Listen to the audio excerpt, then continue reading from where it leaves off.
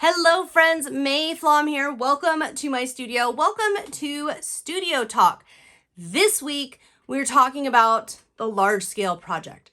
So I am going to specifically talk briefly about two of mine that I'm going to call large scale, meaning it's going to take more than an hour or two. Meaning, unlike something like my little bat friend here, all I need to do is commit to a finish on this, do it, and it's done. Unlike that kind of a project, I'm talking about a project that even if you had the entire day to do nothing else, you're still going to need more than one day. You're still going to need time.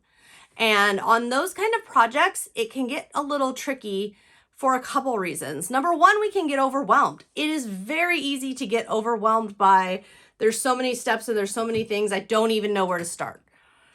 So that's one thing. Another thing is keeping the momentum. And those are topics, keeping momentum and fighting overwhelm, those are future topics. We will get to those, no doubt, here in the studio.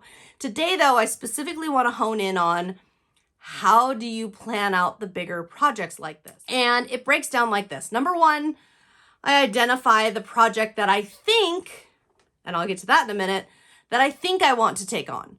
Number two, I make kind of a rough sketch. Now, this doesn't have to be a literal sketch, although with my curtains project, it is, and I'm going to show you what I'm doing here. But I'm going to sketch out, what do I think I want? What do I think this looks like? And in this case, for my curtains, I'm literally going to sketch out just a rough estimation of the picture that's inside my head. Oh yeah, it's going to look like this. By the way, it's going to look nothing like that, but that's enough of a sketch for me to work off of, for me to know what I'm thinking, to connect the dots in my brain. So a very visual sketch for some projects, for example, if it's a home decor project, or maybe I'm going to paint a canvas, or I don't know, maybe I want to take something on that's it's going to be something I could take a single picture of and have the whole project in there, like curtains. I can take a mental picture. That's going to get a literal sketch. If it's something else, like say it's a scrapbook album, or let's say I want to reorganize my entire house, something big like that, then what I'm going to do is actually write down what I want, just use words versus images. So there are times when we're in a big project and it's not viable. There are also times when you sit down, write all this out, and this is why I'm telling you, write it all out. Look it back over. Look at it and really think about what it is you're saying here. Much like if I say today, I want to run a marathon. No, I don't want to run a marathon. But if I were to say that, I can't just say, I want to run a marathon, go out in my flip-flops and run 26 miles. It would be something that would require daily small bits of effort to get to that goal. And furthermore, when I look at what it's going to take to get to that goal, I have to make a decision. Do I even want it? Is this even something I want? Once I see the reality, because let us remember that especially with bigger projects, sometimes the reality of what it would take compared to the idea, it doesn't always line up. So that's really something to think about as you give yourself that minute on a piece of scratch paper, in your journal, wherever it might be, and really talk out that idea. Talk it out to yourself, however that looks. Not once you get past the rough, okay, here's what we're looking at. What is it going to take? If it's a scrapbook, what size of album is it going to need? How many pictures? Are we talking dozens? Are we talking hundreds? How many pictures are we talking about? What is this going to need? Next, what is it going to require financially? Example, my New York City scrapbook album, $0. I can do the whole album with what I have here already. Curtains, $0. I can make those curtains work with what I already own. And that is something else that becomes a priority. And a lot of times why some projects will jump to the top while others will sink to the bottom is budget. Money isn't just here all over just waiting for me to pick it up and use it. So budget comes into play as well. And finally, time. Is it realistic? Is this goal or this big project that you want to do realistic with your time budget?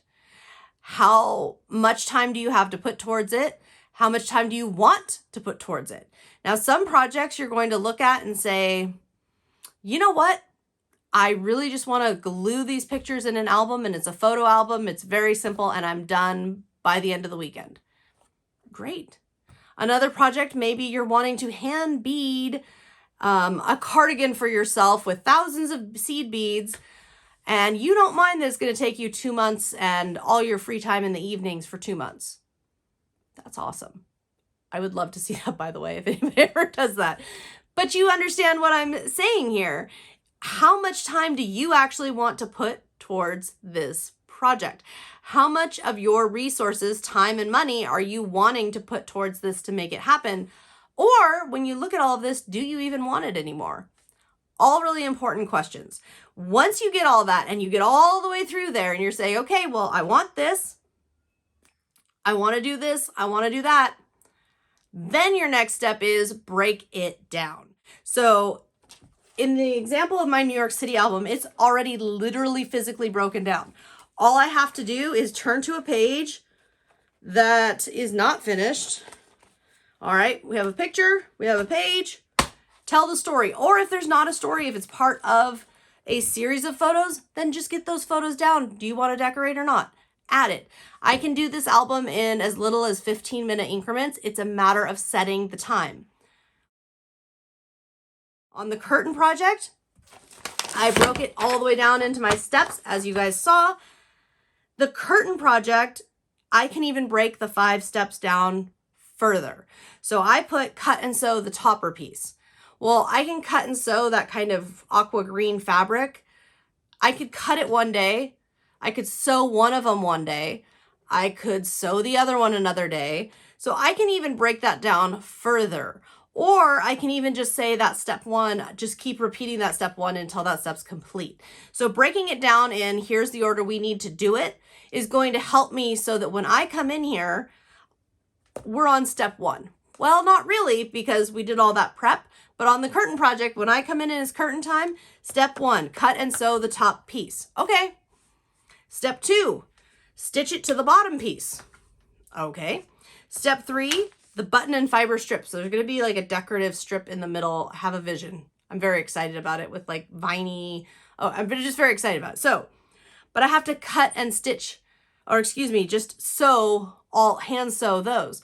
Well, that one might take me a week or 2, depending on how wild I get here. That could take a week or 2, depending on how many beads and how much hand stitching I'm doing.